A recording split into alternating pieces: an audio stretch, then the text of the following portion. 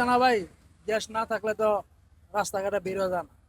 এক টিপ মারতে গেলে ভিতরে ভয় থাকে যে কিভাবে আবার আসা যায়। অনেক সময় রাস্তায় বন্ধ হয়ে যায়, গাড়ি আরেকটা দিয়ে আনতে গেলে 400 টাকা টিপ গেলে 200 টাকা দিয়ে গাড়ি বাইন্দা আনতে হয়। গ্যাসের তো অনেক সমস্যা ভাই।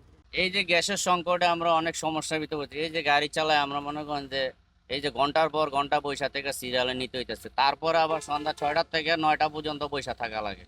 এই যে 6টার থেকে 9টা পর্যন্ত বৈশা, 6টার থেকে 9টা পর্যন্ত চালু রাখুক, তাইলে তো আমরা মোটামুটি ভাবে চলতে পারি, যে কোনো জায়গা যাই, ঠিক না? আমরা তো কর্ম করে খাই, এইভাবে যদি আমরা মনে হয় যে গ্যাসের সংকটে পড়ি, তাহলে তো আমরা তো কর্মের কোনো কিছু থাকে না, সারাদিন কাজ করে দেয় 500-700 টাকা পাই, সংসার চালাই, মানে এটা হচ্ছে করা বন্ধ হয়ে যাইতেছে। ভাড়া মারতে পারি না গ্যাসের জন্য। ঠিক আছে, গ্যাসের জন্য রাত দিন 24 ঘন্টা বয়ে থাকে, ঠিক মতন গ্যাস থাকে না লাইনে। সংসারের সমস্যা হচ্ছে আমাদের বউ পোলাপান নিয়ে বাসা বাড়ি দিয়ে চলতে সমস্যা হয়ে যেতেছে অনেক এই গ্যাসের জন্য। গ্যাস আমরা আইতেছি আজকে 10-12 দিন ধরে গ্যাস পাই না। গ্যাস 50 টাকার গ্যাস ঢুকে আমরা এক টিপ মারতে পারি না, আবার পাম্পে বই থাম লাগে সিরিয়াল লাগাইয়া আধা ঘন্টা 1 ঘন্টা লাগাইয়া তো আমরা গ্যাস লইতে হয়। 50 টাকার গ্যাস ঢুকে আমরা অন্য কোনো টিপও মারতে পারি না। গ্যাসের খুব সংকট। আমরা সরকারের কাছে আবেদন জানাই যে আমরা এই গ্যাসের সংকটটা যাতে অতি তাড়াতাড়ি সমাধান করে। গ্যাসের সমস্যা দীর্ঘদিন ধরে, প্রায় 20-25 দিন গ্যাস পাম্পে থাকেই না।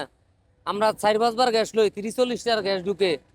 তা আমরা এ করবো কি, আর যাত্রী কিভাবে যাইব? যাত্রী প্রতিদিন ভোগান্তি, এটা আমাদেরও সহ্য হয় না, যাত্রীরও সহ্য হয় না।